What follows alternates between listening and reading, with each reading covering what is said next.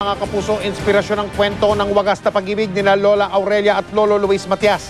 Pero inspirasyon din ang ipinamalas na malasakit ng libu-libong naging bahagi sa paghahanap kay Lolo Luis. Unang-una na po dyan si Red Silva.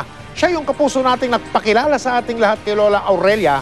Nakatutok si Ian Cruz.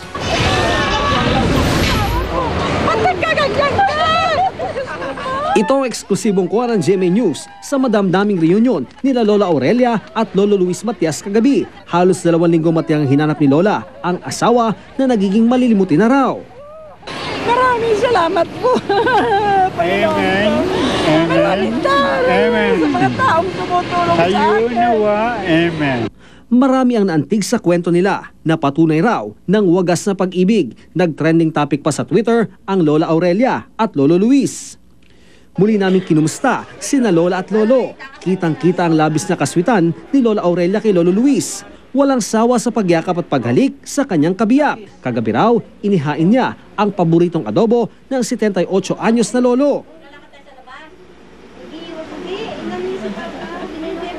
1958 daw nang ligawan siya ni Lolo Luis. Baliwala raw kay Lolo kahit pa may anak na siya noon sa pagkadalaga. Matipunot gwapo raw si Lolo Luis noon. Sa harana gabi-gabi, nasungkit daw ni Lolo ang kanyang puso. Linigawan niya ako. Hinaharanan niya ako. Nagka-anuhan kami dalawa. Kahit malayo ang magulang ko sa Bisaya.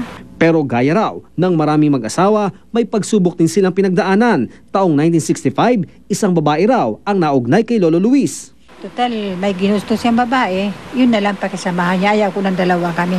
Gusto ko isa lang ako. Pero bakit nga siya ang pinili mo, hindi yung ibang babae?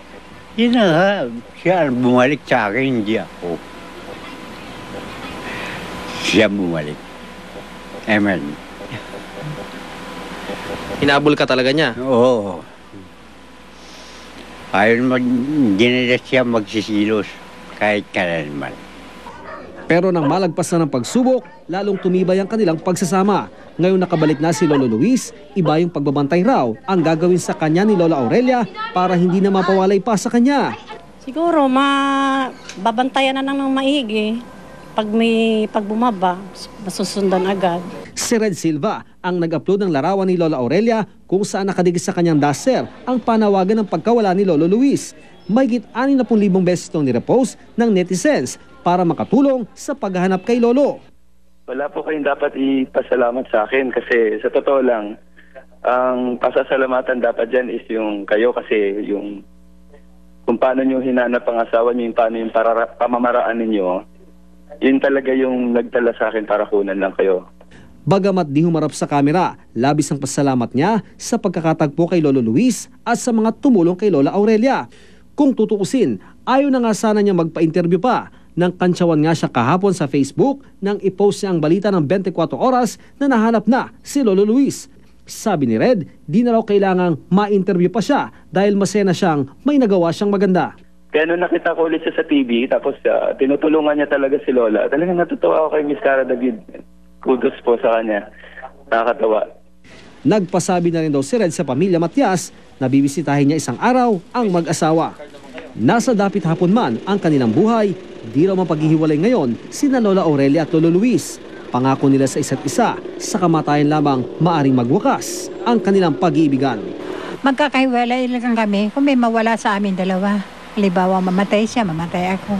Pero inihiling ko sa Diyos, mauna sana siya sa akin. Kasi gusto ko pa rin siyang mapagsilbihan hanggang sa huling buhay niya.